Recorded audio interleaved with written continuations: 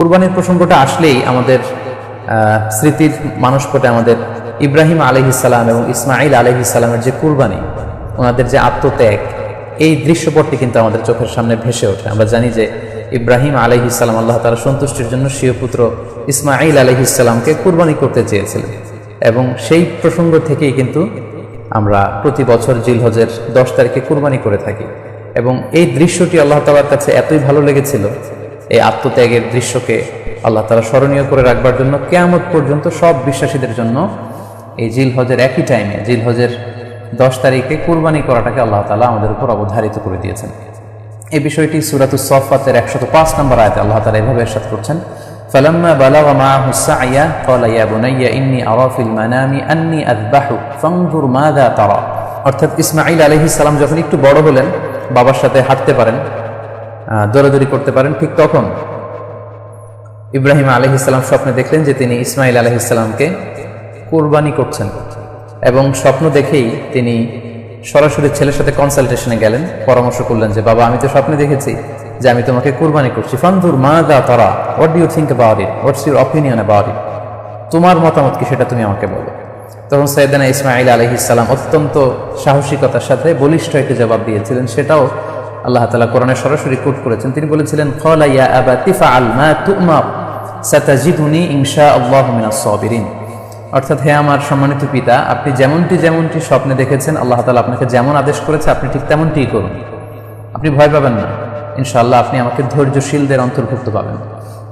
একটু কি কল্পনা করা যায় যে সাইয়েদনা ইসমাঈল আলাইহিস সালাম ছোট্ট শিশু, তিনি যখন শুনলেন যে বাবা তাকে কুরবানি করবে, জবাই করবে, তার প্রত্যুত্তরে তিনি বলেছিলেন, বাবা, আমি ভয় পাচ্ছি না, আমি আপনাকে নিয়ে চিন্তিত, আপনি ভয় পাবেন না, বরং আপনি যা আদিষ্ট হয়েছেন আপনি তাই করেন। কারণ নবীরা যখন স্বপ্নে কিছু দেখে, সেটা সাধারণ মানুষের মতো স্বপ্ন নয়, সেটা ওহী, সেটা আল্লাহর পক্ষ থেকে আদেশ। তো আপনি আমাকে ধৈর্যশীল পাবেন, আপনি ভয় পাবেন না। সাইয়েদনা ইব্রাহিম আলাইহিস সালাম ইসমাঈল আলাইহিস সালামকে কুরবানি করতে শুরু করলেন, জবাই করতে শুরু করলেন। আল্লাহ তাআলার কাছে দৃশ্যটি এত ভালো লাগলো, আল্লাহ তাআলা সাইয়েদনা জিবরাইল আলাইহিস সালামকে দিয়ে জান্নাত থেকে একটি বকরি বা মেষ পাঠিয়ে দিলেন। সাইয়েদনা ইসমাঈল আলাইহিস সালামকে ছুরির নিচ থেকে সরিয়ে ফেলা হলো, আর সেখানে ইসমাঈল আলাইহিস সালামের পরিবর্তে একটি জান্নাত থেকে আনা বকরি বা ছাগলকে সেখানে কুরবানি করা হলো। আল্লাহ তাআলা বললেন, কদ সাদ্দাকতা রুইয়া, ইব্রাহিম, তুমি তো তোমার স্বপ্নকে সত্যায়ন করেছো, বাস্তবে রূপান্তরিত করেছো, তুমি তো এই কঠিন পরীক্ষায় সফলতার সাথে উত্তীর্ণ হয়েছো। সাইয়েদনা ইব্রাহিম আলাইহিস সালাম পরীক্ষায় উত্তীর্ণ হলেন, এবং বাপ বেটার এই দৃশ্যায়নটি আল্লাহ তাআলার কাছে এত ভালো লেগেছে, আরশের উপর থেকে আল্লাহ তাআলা এত পছন্দ করেছেন ওনাদের স্যাক্রিফাইসকে, কুরবানিকে, কিয়ামত পর্যন্ত আমরাও যাতে কুরবানি করি, আল্লাহ তাআলা আমাদের জন্য এটাকে অবধারিত করে দিয়েছেন। সম্মানিত, শুধু এখানে আমাদের জন্য সবচেয়ে বড় যে শিক্ষণীয় বিষয়, সেটি হচ্ছে সাইয়েদনা ইব্রাহিম আলাইহিস সালামের ঔরসে যখন ইসমাঈল আলাইহিস সালাম আসে, তখন তাফসীরে এসেছে ইব্রাহিম আলাইহিস সালামের বয়স ছিল 86 বছর। Could you imagine that? 86 বছর বয়সে যখন একটা সন্তান আল্লাহ তাআলা ওনাকে দান করলেন, আল্লাহ তাআলা বললেন যে সেই সন্তানকে তুমি জবাই করো। আমরা অনেক দম্পতির কথা জানি, তাদের সন্তান হয় না, 15 বছর, 20 বছর, 25 বছর পর অনেক সময় তাদের সন্তান হয়। সেই সন্তানটাকে তারা কত পছন্দ করে, সেই বাচ্চাটাকে তারা কত আদর করে। তো 86 বছর বয়সে আল্লাহ তাআলা ইসমাঈল আলাইহিস সালামকে দান করেছিলেন। এই আদরের সন্তানটাকে আল্লাহ তাআলা বললেন, তুমি কুরবানি করো। কারণ এই বয়স্ক অবস্থায় যখন ইব্রাহিম আলাইহিস সালাম ইসমাঈল আলাইহিস সালামকে পেয়েছিলেন, তখন তিনি হৃদয়টাকে উজাড় করে দিয়ে নিজের ছেলেটাকে ভালোবাসতে শুরু করলেন, এবং হৃদয়ের ভালোবাসার জায়গাটার মধ্যে যে সিংহাসন, সেই সিংহাসনে তিনি ইসমাঈলকে বসিয়েছিলেন। আল্লাহ তাআলা চেয়েছিলেন যে ইসমাঈলকে সেখান থেকে সরিয়ে ওই ভালোবাসার সিংহাসনের জায়গাটাতে তুমি যেন আল্লাহ তাআলাকে স্থান দাও, এবং সেই পরীক্ষাটাই তিনি বেসিক্যালি সাইয়েদনা ইব্রাহিম আলাইহিস সালামের কাছ থেকে করেছিলেন, এবং সেই পরীক্ষায় সাইয়েদনা ইব্রাহিম আলাইহিস সালাম সফলতার সাথে উত্তীর্ণ হয়েছিলেন। অর্থাৎ আল্লাহ চেয়েছিলেন যে তোমার হৃদয়ের ভালোবাসার সবচাইতে বড় জায়গাটা হচ্ছে ইসমাঈলের, তোমার পুরো হৃদয়টা জুড়ে আছে ইসমাঈল। আমি চাই তুমি আমার সন্তুষ্টির জন্য এই ইসমাঈলকে বিলিয়ে দাও, এই ইসমাঈলকে কুরবানি করে দাও। সম্মানিত, শুধু এই স্টোরিটা থেকে আমাদের জন্য শিক্ষা হচ্ছে যে সাইয়েদনা ইব্রাহিম আলাইহিস সালামের হৃদয়ের সবচাইতে পছন্দনীয় বিষয়টা ছিল ইসমাঈল। তিনি ইসমাঈল আলাইহিস সালামকে, নিজের ছেলেকে, বেশি পছন্দ করতেন। ইব্রাহিম আলাইহিস সালামের হৃদয়ে যেমনি ইসমাঈল ছিল, আমাদের প্রত্যেকের হৃদয়ে কিন্তু এরকম এক একটা ইসমাঈল আছে, কল্পিত ইসমাঈল, রূপক ইসমাঈল। আমাদের কারো হৃদয়ের ইসমাঈল হচ্ছে আমাদের টাকা পয়সা, আমাদের কারো হৃদয়ের ইসমাঈল হচ্ছে আমার ব্যাংক ব্যালেন্স, আমাদের কারো হৃদয়ের ইসমাঈল হচ্ছে আমার দামি গাড়ি, আমাদের কারো হৃদয়ের ইসমাইল হচ্ছে আমাদের যশ, খ্যাতি, আমাদের ক্ষমতা, প্রতিপত্তি, এগুলো। আল্লাহ তাআলা চান আমাদের প্রত্যেকের যার যার হৃদয়ের ইসমাইল যেটা, সেটাকে আমরা আল্লাহ তাআলার সন্তুষ্টির জন্য উৎসর্গ করতে পারবো কিনা, আল্লাহ তাআলার খুশির জন্য, সেরেফ শুধুমাত্র আল্লাহ তাআলার জন্য আমার হৃদয়ের ইসমাইলটাকে আমি স্যাক্রিফাইস করতে পারবো কিনা। এই শিক্ষাটা দেওয়ার জন্যই বেসিক্যালি আল্লাহ তাআলা এই কুরবানিকে আমাদের জন্য প্রেসক্রাইব করেছেন।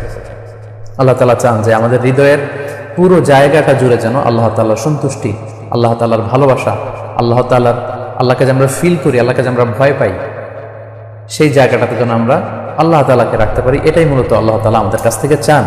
এবং আমাদের জীবনের সব কাজগুলি হবে শুধুমাত্র কেবলমাত্র আল্লাহ তাআলার সন্তুষ্টির জন্য। এজন্য বিশ্বনবী সাল্লাল্লাহু আলাইহি ওয়াসাল্লামকে কিন্তু আল্লাহ রাব্বুল আলামিন শিখিয়ে দিয়েছেন যে কুল ইন্না সলাতি ওয়া নুসুকি ওয়া মাহইয়ায়া ওয়া মামাতি লিল্লাহি রাব্বিল আলামিন। হে নবী, আপনি বলুন যে আমার নামাজ, আমার কুরবানি, আমার জীবন, আমার মরণ সবটাই তো আল্লাহর জন্য।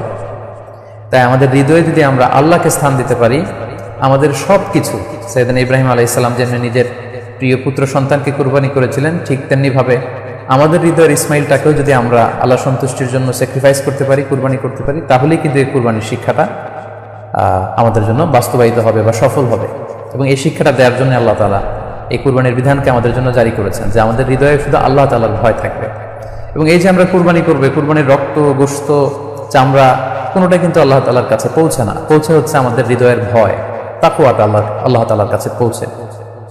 সূরাতুল হজ্জের 37 নম্বর আয়াতে আল্লাহ বলছেন, লা ইয়ানালাল্লাহা লুহুমুহা ওয়ালা দিমাউহা ওয়ালাকিন ইয়ানালুহুত তাকওয়া মিনকুম। এই কুরবানির রক্ত, কুরবানির গোশত, এগুলো তো আল্লাহর কাছে পৌঁছে না, আল্লাহর কাছে পৌঁছে হচ্ছে তোমাদের তাকওয়া।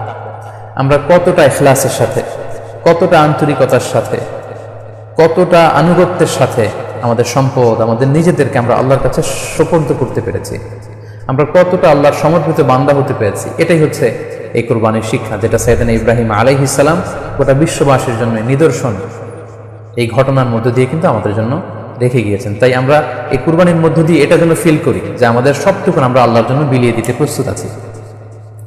সম্মানিত, শুধু এই কুরবানির দিনে ইয়ামুন নাহারে বা 10 জিলহজে আমরা যে কুরবানি উদযাপন করবো, ঈদুল আজহা উদযাপন করবো, এই দিনের সবচাইতে প্রিয় আমল হচ্ছে আল্লাহ তাআলার কাছে পশু জবাই করে, যেটা আমরা বলেছি ইব্রাহিম আলাইহিস সালামের সেই ঘটনার, সেই দৃশ্যায়নের পুনরাবৃত্তি আল্লাহ তাআলা সেটা দেখতে চান। আমরা পশু জবাই করে রক্ত প্রবাহিত করে দেয়, এটা আল্লাহ তাআলার কাছে খুবই পছন্দনীয়। সুনানে তিরমিজিতে এসেছে, আয়েশা রাদিয়াল্লাহু তাআলা আনহা থেকে বর্ণিত, তিনি বলেন, আন্না রাসূলুল্লাহ সাল্লাল্লাহু আলাইহি ওয়াসাল্লাম ক্বাল, আল্লাহ রাসূল সাল্লাল্লাহু আলাইহি ওয়াসাল্লাম বলেছেন, মা আমিলা আদামিয়ুন মিন আমালিন ইয়াউমান নাহর আহাব্বা ইলাল্লাহি মিন ইহরাকিদ দাম। অর্থাৎ ইয়াউমুন নাহারে 10 জিলহজে পশু কুরবানি দিয়ে সে পশুর রক্ত প্রবাহিত করে দেওয়ার চেয়ে শ্রেষ্ঠ কোনো আমল আল্লাহর কাছে হতে পারে না, এর চেয়ে কোনো প্রিয় আমল আল্লাহর কাছে নেই। তার মানে কুরবানির দিনে সবচাইতে প্রিয় আমল, আল্লাহর কাছে পছন্দনীয় আমল হচ্ছে কুরবানি করা। তাই আমাদের যাদের সাধ্য আছে আমরা যেন বেশি বেশি কুরবানি করি। সম্মানিত, শুধু আমরা জানি যে এই কুরবানিকে আল্লাহ তাআলা আমাদের উপর আবশ্যক করেছেন। কুরবানির হুকুম সম্পর্কে যদি বলি তাহলে বলবো যে এটা ওয়াজিব হানাফি স্কুল অফ থট অনুযায়ী, কিন্তু অন্যান্য মাযহাবে এটাকে সুন্নাতে মুআক্কাদা বলা হয়েছে। মেজরিটি স্কলাররা, জুমহুরুল ফুকাহা, ইমাম শাফিঈ, আহমদ এবং ইমাম মালিকদের মতে, তাদের মতে এটা হচ্ছে সুন্নাতে মুআক্কাদা। কিন্তু হানাফি মাযহাবে এই কুরবানি করা হচ্ছে ওয়াজিব। যেহেতু আমরা, আমাদের বাংলাদেশে বেশিরভাগই হচ্ছে হানাফি মাযহাবের অনুসারী, সো এটা কিন্তু আমাদের জন্য অবধারিত। যাদেরকে আল্লাহ তাআলা সম্পদ দিয়েছেন, টাকা পয়সার মালিক বানিয়েছেন, স্বাবলম্বী করেছেন, আমাদের প্রত্যেকের উপর কিন্তু এই কুরবানি করাটা ওয়াজিব। যেহেতু কুরবানি একেবারে আমাদের সন্নিকটে, সো এই কুরবানি নিয়ে আমাদের মধ্যে অনেক ধরনের প্রশ্ন রয়েছে। খুব বেশি যে প্রশ্নটি করা হয়েছে সেটি হচ্ছে জানতে চাওয়া হয়েছে 7 ভাগে কুরবানি করা যাবে কিনা। এই ধরনের প্রশ্ন কিন্তু আমরা আগে শুনতাম না। রিসেন্টলি কিছু কিছু স্কলারদের আলোচনা বা এতে করে লোকজন হয়তো বিভ্রান্তিতে ভোগেন কিংবা একটা ধোঁয়াশা তৈরি হয়, ফলে এই প্রশ্নটি করা হচ্ছে। আমরা আবহমান কাল থেকে আমাদের প্রিয় মাতৃভূমি বাংলাদেশে হয়তো ছাগল কুরবানি দিয়েছি অথবা গরু কুরবানি দিয়েছি সর্বোচ্চ 7 ভাগে। সো এটা আমাদের সবার কাছে জানা ছিল, এ নিয়ে আগে সংশয় ছিল না। ইদানিংকালে অনেকের মধ্যে এই বিষয়ে সংশয় জেগেছে। কেউ কেউ বলে থাকেন যে ভাগে যদি কুরবানি দেওয়া হয় 7 জনে মিলে, গরুতে বা মহিষে বা উটে, এই ভাগে কুরবানি হবে না, এটা অনেকে বলে থাকেন। এই কথাটি আসলে ঠিক নয়। আপনি যদি ভাগে কুরবানি দিতে চান, এটি জায়েজ আছে, এবং একটি উটে বা মহিষে বা গরুতে আপনি সর্বোচ্চ 7টি ভাগে কুরবানি দিতে পারবেন ইনশাআল্লাহ। এ ব্যাপারে সহিহ মুসলিমের একটি হাদিসকে আমরা এখানে উল্লেখ করতে চাই। সাইয়েদনা জাবের রাদিয়াল্লাহু তাআলা আনহু থেকে বর্ণিত, তিনি বলেন, ক্বালা হাজাজনা মা রাসূলিল্লাহি সাল্লাল্লাহু আলাইহি ওয়াসাল্লাম আমরা আল্লাহ রাসূল সাল্লাল্লাহু আলাইহি ওয়াসাল্লামের সাথে হজ করেছি, ফানাহারনাল বাঈরা আন সাবআ, সেখানে আমরা উট কুরবানি দিয়েছি 7 জনের পক্ষ থেকে, ওয়াল বাকারাতা আন সাবআ, আর আমরা সেখানে গরু কুরবানি দিয়েছি 7 জনের পক্ষ থেকে। খুব সুস্পষ্ট, একটি উটে ওনারা 7 জন অংশগ্রহণ করতেন, একটি গরুতে 7 জন অংশগ্রহণ করতেন। তো এই হাদিসের আলোকে অনেকে বলে থাকেন যে এটি হজের সময়, সফরের সময়, কিন্তু মুকিম অবস্থায় 7 ভাগে দেয়া যায় না। আসলে এই কথাটিও ঠিক নয়, কারণ সুনানে আবু দাউদের আরেকটি হাদিসে এসেছে যেখানে আল্লাহ রাসূল সাল্লাল্লাহু আলাইহি ওয়াসাল্লাম সুস্পষ্ট বলেছেন, সেখানে হজ বা কোনো সফরের উল্লেখ নেই। সেটা হচ্ছে জেনারেল স্টেটমেন্ট, অর্থাৎ আল বাকারাতু আন সাবআ, গরুতে সর্বোচ্চ 7 অংশ দিয়ে কুরবানি দেয়া যায়, ওয়াল জাযুরু আন সাবআ, আর উটের ক্ষেত্রেও সর্বোচ্চ 7 অংশ দিয়ে কুরবানি দেয়া যায়। তো এই হাদিস, দ্বিতীয় যে হাদিসটি উল্লেখ করলাম, এটা হচ্ছে জেনারেল স্টেটমেন্ট, সেখানে সফর মুকিম কোনো কথা বলা হয়নি। ইন জেনারেলি বলা হয়েছে যে উটে 7 ভাগ দেয়া যায়, গরুতে 7 ভাগ দেয়া যায়। সো আমরা যারা ভাগে কুরবানি দিচ্ছি, 7 জন মিলে একটি গরু, আপনারা নিঃসন্দেহে সানন্দ চিত্তে নিশ্চিন্তে কুরবানি দিতে পারেন। সহিহ হাদিসের আলোকে এটি সাব্যস্ত, এতে কোনো সমস্যা নেই ইনশাল্লাহ। তবে ভাগে কুরবানিতে কিংবা যৌথ কুরবানিতে কয়েকটি বিষয় আমাদেরকে খেয়াল রাখতে হবে। নাম্বার 1 হচ্ছে নিয়ত। আপনাদের ইন্টেনশনটা ক্লিয়ার হতে হবে। প্রত্যেকেরই যাতে একই ইন্টেনশন থাকে, সবারই যাতে ইন্টেনশন থাকে যে শুধুমাত্র আল্লাহ তাআলার সন্তুষ্টির জন্য আমরা এই কুরবানি দিচ্ছি। এখানে কয়েকজনের যদি ইন্টেনশন থাকে যে আল্লাহর সন্তুষ্ট, অন্যজনের যদি নিয়তে ঝামেলা থাকে, তাহলে কিন্তু কুরবানিটা প্রশ্নবিদ্ধ হয়ে যাচ্ছে। কারণ ইন্নামাল আমালু বিন্নিয়াত, ইয়ানি ইন্নামা সাওয়াবুল আমালি বিন্নিয়াত, সমস্ত কাজের প্রতিদান দেয়া হবে আপনার ইন্টেনশন বা নিয়তের উপর ভিত্তি করে। সো এজন্য যারা খুব বেশি মুখলেস, খুব বেশি মুত্তাকি, তারা অনেক সময় যৌথ কুরবানি দিতে চান না। তাদের সামর্থ্য না থাকলে ছোট একটা ছাগল দিয়ে তারা একাকি কুরবানি দিতে চান। এটা safe, he want to be in the safer side. কারণ যৌথ কুরবানি দিতে দিতে যে কার মনে কি চিন্তা, কার মনে কি নিয়ত, আমরা কিন্তু কিছু জানি না। সো যদি যৌথ কুরবানি দেন, কুরবানির আগে সবাইকে এটা কনসার্ন করে দেয়, রিমাইন্ডার দেওয়া যে ভাই আমাদের কুরবানিটা হবে শুধুমাত্র কেবলমাত্র আল্লাহ তাআলা সন্তুষ্টির জন্য, অন্য কোনো নিয়ত যেন না থাকে, তাহলে কিন্তু আমাদের কুরবানি বরবাদ হয়ে যাবে। এটা হচ্ছে প্রথম কনসার্ন। 2 নম্বর কনসার্ন হচ্ছে হালাল উপার্জন দিয়ে কুরবানি হতে হবে। যৌথ কুরবানিতে কেউ কেউ যদি এমন থাকে যাদের উপার্জন হালাল না, সেই কুরবানি কিন্তু আল্লাহ তাআলার দরবারে কবুল হবে না। সো এটা খুব গুরুত্বপূর্ণ একটা বিষয়। আরেকটা হচ্ছে লৌকিকতা। লৌকিকতা যদি থাকে তাহলেও কুরবানি কবুল হবে না। যৌথ কুরবানিতে কারো যদি এটা থাকে যে আমার গরুটা সবচেয়ে বড়, আমাদের গরুটা এলাকার সবচেয়ে বড় গরু, এবং সবাইকে বলে বেড়াচ্ছে যে এইবার গরুটা সবচেয়ে বড় হয়েছে, আমার চেয়ে বড় গরু কেউ দিতে পারে না এই এলাকায়। তো এই জাতীয় যদি লৌকিকতা প্রবণতা কারোর মধ্যে থাকে, তাহলেও কিন্তু তার কুরবানি কবুল হবে না। সো যৌথ কুরবানি যদি আপনারা দিতে চান, এই বিষয়গুলো আমাদেরকে খেয়াল রাখতে হবে। আরো একটি প্রশ্ন খুব বেশি আমাদের কাছে জানতে চাওয়া হয়েছে, সেটা হচ্ছে কুরবানির সাথে আকিকা দেওয়া যাবে কিনা। খুব বেশি আলোচনা হচ্ছে এই প্রসঙ্গটা যে কুরবানির সাথে আকিকা দিয়ে দেওয়া যাবে কিনা। এক্ষেত্রে আমরা উত্তরে বলবো যে কুরবানি এবং আকিকা আপনাদের খেয়াল রাখতে হবে যে ভিন্ন দুটি ইবাদত। প্রথম কথা হচ্ছে ইবাদত ভিন্ন দুটি ইবাদত। কারণ কুরবানি এটা বছরের একটা নির্ধারিত সময়, জিলহজের 10 তারিখে, এবং তারপরে আর 2 দিন বা 3 দিন, এই সময়গুলোতে আপনি কুরবানি করতে পারবেন। তাহলে এটা হজের মৌসুমে জিলহজ মাসে করতে হয় কুরবানি। কিন্তু আকিকা কিন্তু এরকম না। আকিকাটা যে কোনো মাসে হতে পারে। আকিকাটা হচ্ছে নবজাতক সন্তানের ভূমিষ্ঠ হওয়ার পরে শুকরিয়া স্বরূপ আল্লাহর কাছে যে কুরবানিটা করতে হয়, সেটাকে আমরা বলি আকিকা। হাদিসে এসেছে আকিকা। তো সেটা হচ্ছে সন্তান কখন ভূমিষ্ঠ হলো সেটার উপর নির্ভর করে। কারো সন্তান রমাদানে হতে পারে, কারো সন্তান জিলহজ মাসে হতে পারে, শাওয়ালে হতে পারে, রজাবে হতে পারে। আকিকা হচ্ছে বাচ্চা যেদিন জন্মগ্রহণ করবে, সন্তান ভূমিষ্ঠ হওয়ার 7 দিন পরে। তাহলে ভিন্ন দুইটি ইবাদত, দুই সময়ের ইবাদত।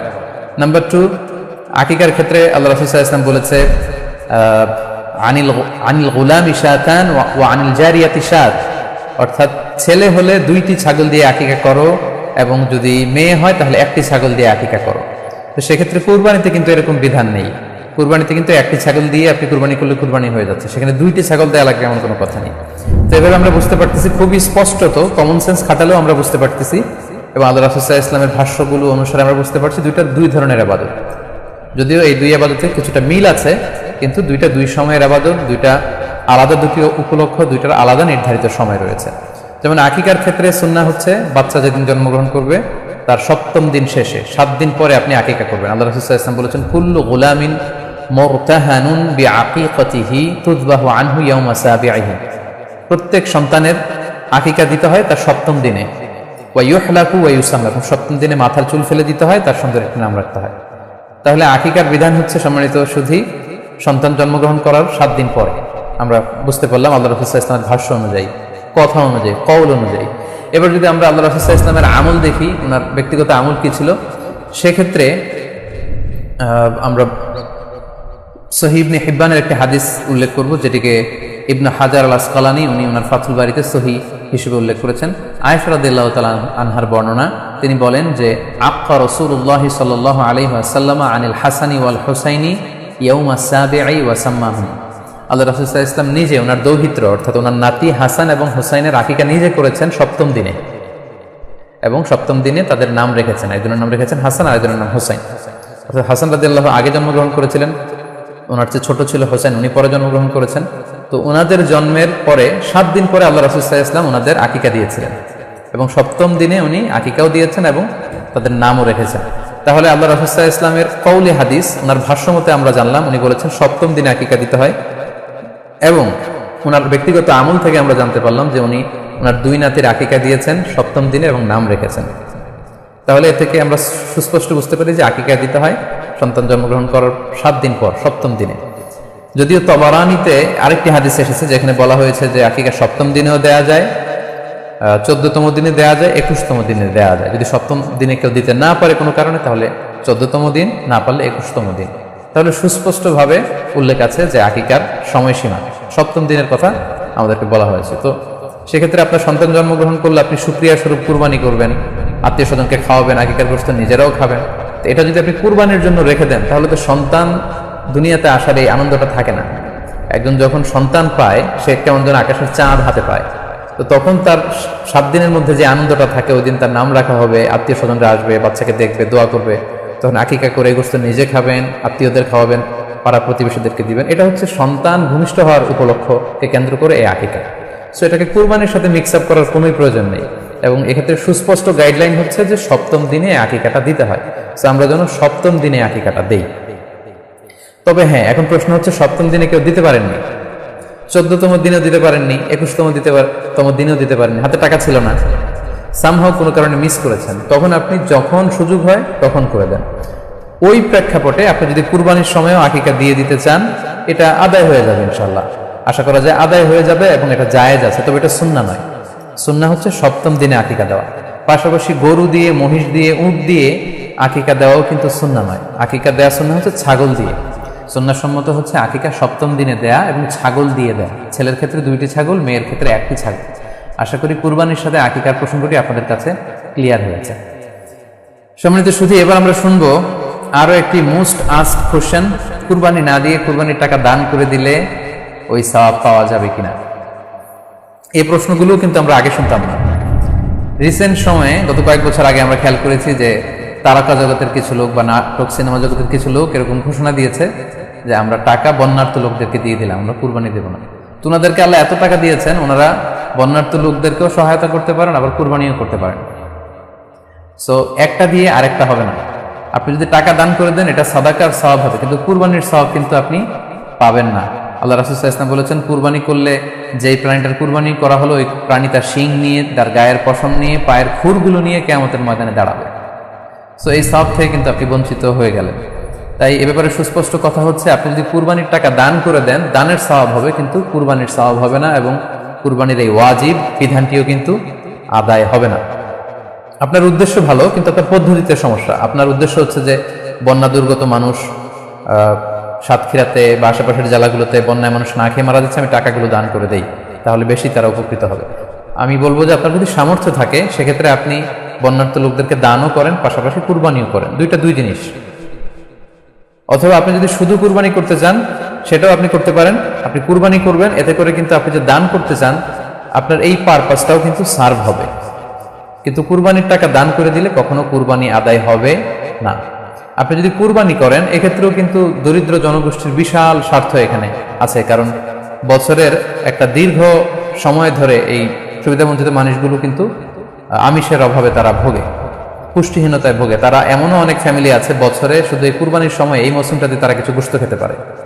সো তাদের মধ্যে আপনি কুরবানি করে এই গোশত বিতরণ করতে পারেন। সো এই কোভিড-19 পিরিয়ডে আমাদের উচিত বেশি বেশি কুরবানি করা, কুরবানি করে এই অভুক্ত মানুষদের ঘরে ঘরে কুরবানির গোশত পৌঁছে দেয়। তাহলে আপনি কুরবানির মাধ্যমে কিন্তু এই গোশত বিতরণ করে তাদের সহায়তা করতে পারলেন। পাশাপাশি যারা খামারি আছে, আপনি কুরবানি করলে এই তাই খামারিদের এই ব্যবসা প্রসেসেও কিন্তু আপনি অংশগ্রহণ করলেন। আপনি তাদের ব্যবসাতে, আল্লাহ তাআলা সুদকে হারাম করেছেন, ব্যবসাকে হালাল করেছেন, তাহলে ব্যবসার মতো একটা চমৎকার কাজেও আপনি সহায়তা করলেন কুরবানির মধ্য দিয়ে। আরও একটা গুরুত্বপূর্ণ বিষয় হচ্ছে, আমাদের গ্রাম বাংলায় কিন্তু আমাদের অনেক গরিব লোকজন আছে বা মা বোনেরা আছে যারা সারা বছর ব্যাপী ছাগল পালে এই আশায় যে কুরবানির সময় ছাগলটাকে বিক্রি করবে, অথবা গরু পালে। গ্রামগঞ্জে অনেক পরিবার আছে যে বছর শেষে কুরবানির সময় আসলে তারা এটা ভালো দামে বিক্রি করবে এবং সেই টাকা দিয়ে সারা বছর চলবে। সো আপনি যদি কুরবানি করেন তাহলে ওই প্রান্তিক জনগোষ্ঠীকেও কিন্তু সহায়তা করা হলো। পাশাপাশি কুরবানির এই সময়গুলোতে হাজার হাজার কসাইদের একটা জীবিকার ব্যবস্থা হয়।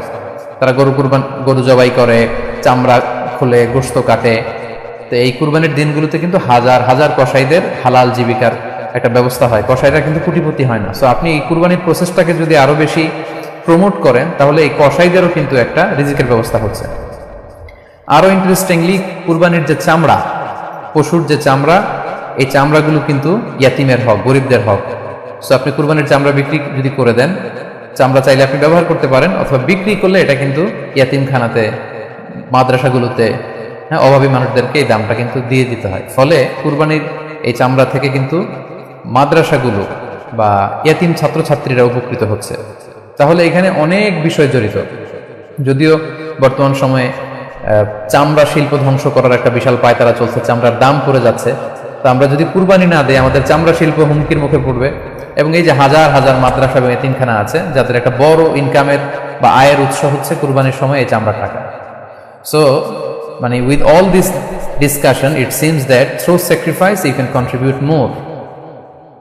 আপনি যদি কুরবানি করেন এবং এটা যদি বেশি বেশি করেন তাহলে আপনি যে চাচ্ছেন অসহায় মানুষদেরকে সহায়তা করতে, এটা আরো বেশি বেশি করা হলো, বেশি বেশি করা হলো। তাদেরকে গোশত বিতরণ করে আপনি সহায়তা করলেন, খামারিদেরকে ব্যবসার ক্ষেত্রে সহযোগিতা করলেন, গ্রামের যে নারীরা ছাগল পাললো, গরু পাললো তাদের সহায়তা করলেন, কসাইদের হালাল জীবিকার জন্য সহযোগিতা করলেন, মাদ্রাসার ইয়াতিম ছাত্রদেরকে আপনি সহায়তা করলেন। সো আমি বলবো যে কখনোই এই ভুল সিদ্ধান্ত নেবেন না যে কুরবানির টাকা আমি দান করে দেবো। না, আপনি কুরবানি করবেন, এতে আপনার কুরবানির ওয়াজিবও আদায় হবে, গরিবদেরকে সহযোগিতাও করা হবে।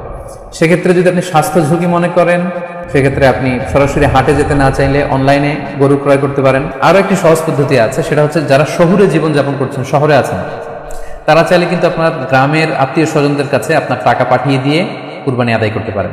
টাকা পাঠিয়ে দিলে তারা আপনার পক্ষ থেকে ছাগল বা গরু কিনে কুরবানি করে তারা গোশত খেয়ে উপকৃত হলো, আশেপাশের গরিব আত্মীয় স্বজনদের মধ্যে বিতরণ করে এই কুরবানির প্রক্রিয়াটা আদায় হলো। এটাও খুব সহজে কিন্তু করা যেতে পারে। আর কুরবানির ক্ষেত্রে প্রতিনিধিত্ব জায়েজ আছে। অন বিহাফ অফ ইউ অন্য কেউ আপনার পক্ষ থেকে কুরবানি করতে পারবে, আপনি টাকা দিয়ে দিলেই হলো। আর যারা হাটে যে নিজে দেখে শুনে গরু ছাগল কিনে এনে নিজে কুরবানি করে সব ব্যবস্থাপনা করতে পারবেন, আয়োজন করতে পারবেন, সেটা সবচাইতে ভালো।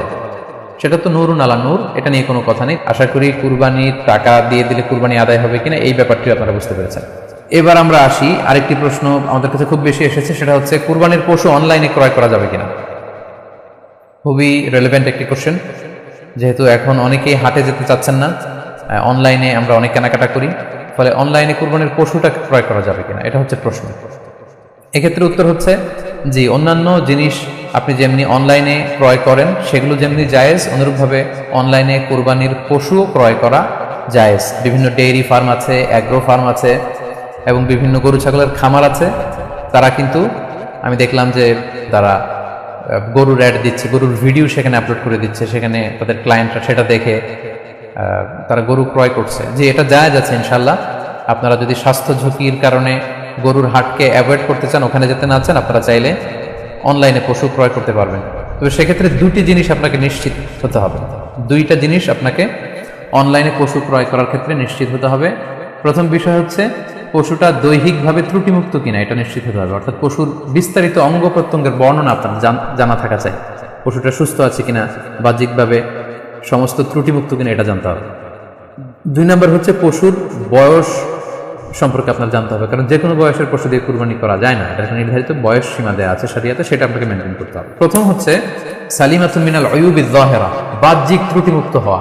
যে কোনো পশু দিয়ে কিন্তু, অসুস্থ পশু দিয়ে কুরবানি করলে কিন্তু কুরবানি হবে না।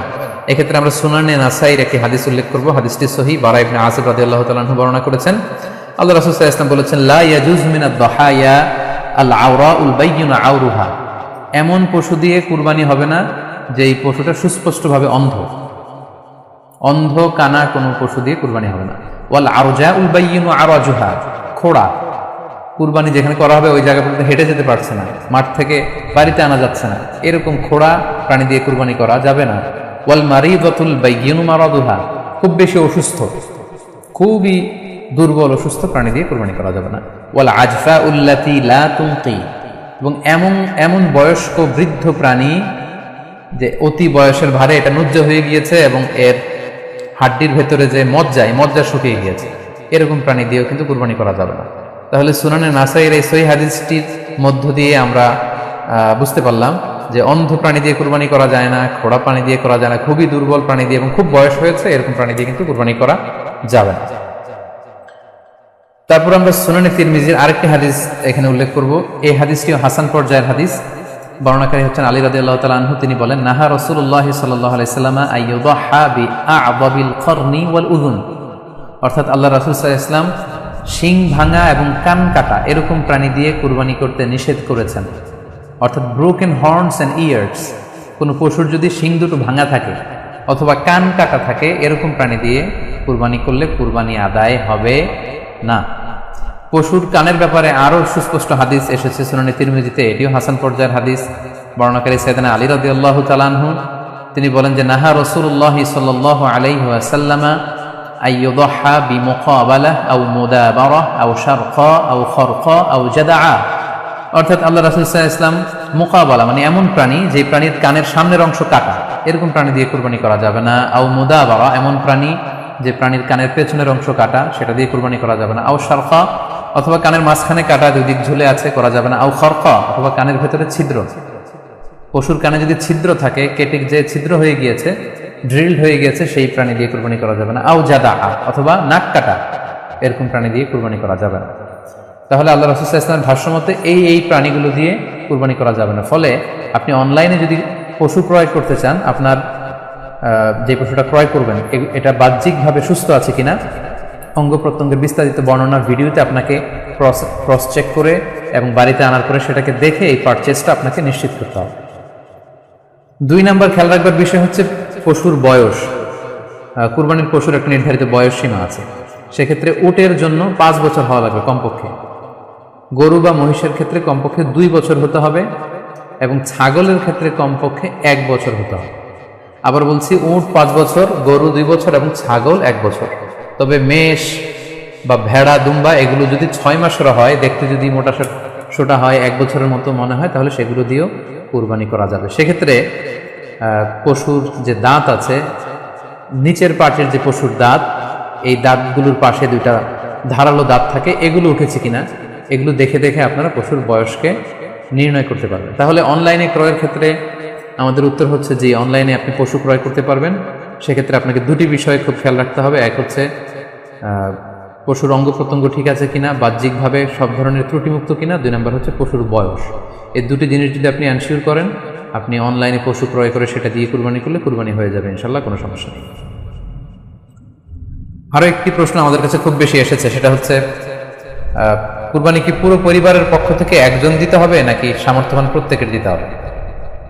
আই রিপিট, আমি আবার বলছি, প্রশ্নটি হচ্ছে যে অনেকে এই প্রশ্নটি করেছেন যে পুরো পরিবার থেকে একজন দিলে হয়ে যায় নাকি সামর্থ্যবান প্রত্যেকের দিতে হয়। সম্মানিত দিনী ভাই এবং বোনেরা, এটি একটি মতবিরোধপূর্ণ মাসআলা, অর্থাৎ এই মাসআলার ক্ষেত্রে স্কলারদের মধ্যে মতভেদ পাওয়া যায়। এক্ষেত্রে 2টি মতামত। একদল স্কলার বলেছেন যে এটা পরিবারের পক্ষ থেকে একজন দিলে আদায় হয়ে যাবে। অপর মতামত হচ্ছে যে না, সামর্থ্যবান প্রত্যেকেই দিতে হবে। আমরা 2টি মতামত নিয়ে আলোচনা করি। প্রথম মত হচ্ছে যে এক পরিবারের পক্ষ থেকে একজনই যথেষ্ট। এই মতামতটিও দলিলের দিক থেকে বেশ শক্তিশালী। সেক্ষেত্রে আমরা মিহনাফ ইবনে সুলাইম রাদিয়াল্লাহু তাআলা আনহু বর্ণিত একটি হাদিস সুনানে আবু দাউদে এসেছে, হাদিসটি হাসান পর্যায়ের হাদিস। তিনি বলছেন, ওয়া নাহনু উকুফুন মা রাসূলিল্লাহ বিআরাফাতিন, আমরা রাসূল সাল্লাল্লাহু আলাইহি ওয়াসাল্লামের সাথে 9 জিলহজ আরাফার ময়দানে ছিলাম। ক্বালা, তখন আল্লাহ রাসূল সাল্লাল্লাহু আলাইহি ওয়াসাল্লাম আমাদেরকে বলেছেন, ইয়া আইয়ুহান নাস, হে মানব সকল, ইন্না আলা কুল্লি আহলি বাইতিন ফি কুল্লি আমিন উদহিয়া, অর্থাৎ প্রত্যেকটি, আল্লাহ রাসূল সাল্লাল্লাহু আলাইহি ওয়াসাল্লাম বলেছেন প্রত্যেকটি ফ্যামিলির জন্য প্রতি বছর একটি কুরবানি ওয়াজিব হয়। আমি আবার বলছি, প্রত্যেক ফ্যামিলির জন্য প্রতি বছর কুরবানি দিতে হয় কয়টি? একটি।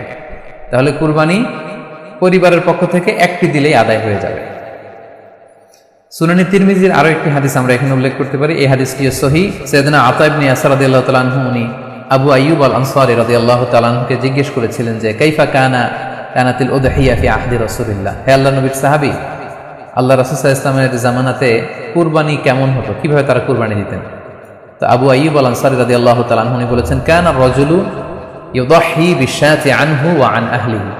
আল্লাহ রাসূল সাল্লাল্লাহু আলাইহি ওয়াসাল্লামের সময়কালে লোকজন একটি ছাগল কুরবানি দিত তার পক্ষ থেকে এবং তার ফ্যামিলির পক্ষ থেকে। আনহু ওয়া আন আহলিহি, তার নিজের পক্ষ থেকে এবং ফ্যামিলির পক্ষ থেকে। অর্থাৎ এই হাদিসগুলো আমাকে বোঝা যায় যে পুরো পরিবারের পক্ষ থেকে একজন কুরবানি দিয়ে দিলেই আদায় হয়ে যাবে। স্বামীও চাকরি করেন, স্ত্রীও চাকরি করেন, স্বামীরও টাকা আছে, স্ত্রীর টাকা আছে, দুইজনের আলাদা করে দিতে হবে না। স্বামী যদি একটা ছাগল কুরবানি দিয়ে দেয় তাহলে স্ত্রীর পক্ষ থেকে পুরো ফ্যামিলির পক্ষ থেকে কুরবানি আদায় হয়ে যাবে। এই হাদিসগুলোর আলোকে বোঝা গেল। দ্বিতীয় আরেকটি মত আছে, সেই মতটি হচ্ছে প্রত্যেক সামর্থ্যবানের উপর ওয়াজিব। এটি ইমাম আবু হানিফার মত এবং আমাদের বাংলাদেশে এটিরই প্রচলন হয়ে এসেছে। আমরা এই মতামতটিকেই বেশি আমরা শুনে থাকি সব জায়গায়, যে যারাই সামর্থ্যবান প্রত্যেকের আলাদাভাবে দিতে হয়। স্বামী সামর্থ্যবান হলে স্বামীর দিতে হবে, স্ত্রী সামর্থ্যবান হলে স্ত্রীকে দিতে হবে, ছেলেরা হলে ছেলের দিতে হবে। এটা প্রত্যেকের আলাদাভাবে ইন্ডিভিজুয়ালি দিতে হয়। এবং সেক্ষেত্রে ওনারা দলিল দিচ্ছেন সুনান ইবনে মাজার একটি হাদিস, হাদিসটি সহিহ, যেখানে আল্লাহ রাসূল সাল্লাল্লাহু আলাইহি ওয়াসাল্লাম বলেছেন মান কানা লাহু সাআহ, যার সামর্থ্য আছে কিন্তু ওয়ালাম ইউদাহি, সামর্থ্য থাকার পরেও সে কুরবানি দেয় না, ফালা ইয়াকরাবান্না মুসাল্লানা, সেজন্য ঈদুল আজহার দিন আমার ঈদগাহে না আসে নামাজ পড়তে। আল্লাহ রাসূল সাল্লাল্লাহু আলাইহি ওয়াসাল্লাম হুঁশিয়ারি বাণী ঘোষণা করেছেন, ধমক দিয়েছেন যে সামর্থ্য থাকার পরেও যে কুরবানি দেয় না সেজন্য আমার ঈদগাহে না আসে। এই হাদিসের আলোকে ওনারা বলেছেন মান কানা লাহু সাআহ, যার সামর্থ্য আছে। ওনারা বলছেন যে এটা ইন জেনারেল, ব্যাপক, যারই সামর্থ্য আছে তাকেই দিতে হবে। সো এখানে বাস্তবতা হচ্ছে দুই পক্ষেরই খুব ভ্যালিড দলিল আছে। আর কোনো মাসালার ক্ষেত্রে যখন মতবিরোধ থাকে, দুই পক্ষেরই দলিল থাকে, সেক্ষেত্রে বাড়াবাড়ি করাটা অনুচিত। বরং এটা হচ্ছে ইসলামের সৌন্দর্য, এখানে প্রশস্ততা রয়েছে। সো যারা মনে করে যে ফ্যামিলির পক্ষ থেকে একজন কুরবানি দিলেই আদায় হয়ে যাবে, তাদেরও দলিল আছে, তাদেরকে সেটা করতে দেওয়া উচিত। তবে আমরা এটাকেই সাজেস্ট করি যে প্রত্যেক সামর্থ্যবানের উপর কুরবানি দেওয়া উচিত। এতে করে যিনি কুরবানি দিবেন উনি সওয়াব পেয়ে উপকৃত হলেন, আবার উনি কুরবানি দেওয়ার কারণে গোশত বিতরণ করলেন, ফলে গরিবরা উপকৃত হলো। সো সামর্থ্যবান প্রত্যেকেরই উচিত বেশি বেশি কুরবানি দেওয়া। আশা করি এই মাসালাটাও আপনারা বুঝতে পেরেছেন।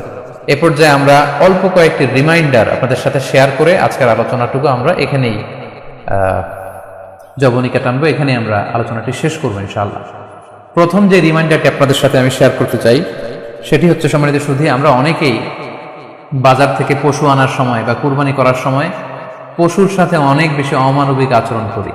এতে করে কিন্তু আপনার কুরবানিটা, পুরো কুরবানির প্রক্রিয়াটাই প্রশ্নবিদ্ধ হয়ে যেতে পারে। তাই আজকের লাইভের মধ্য দিয়ে যারাই আপনারা যুক্ত হয়েছেন, আমি সবাইকে বলছি আমরা যাতে পশুর সাথে মানবিক আচরণ করি, কুরবানির পশুর সাথে এমন কোনো আচরণ যাতে না করি যাতে ওর কষ্ট না হয়, আমরা যেন এটা খেয়াল রাখি। বিশেষ করে জবাই করার আগে পশুকে ভালোভাবে রশি দিয়ে বেঁধে নেয়া এবং ছুরিটা, যেই ছুরি দিয়ে জবাই করা হবে সেটা খুব ধারালো থাকা। আল্লাহ রাসূল সাল্লাল্লাহু আলাইহি ওয়াসাল্লাম কিন্তু এই দিক নির্দেশনা আমাদেরকে দিয়েছেন। সুবহানাল্লাহ, ইসলাম যে কতটা চেক অ্যান্ড ব্যালেন্স, কতটা ভারসাম্যপূর্ণ জীবন বিধান।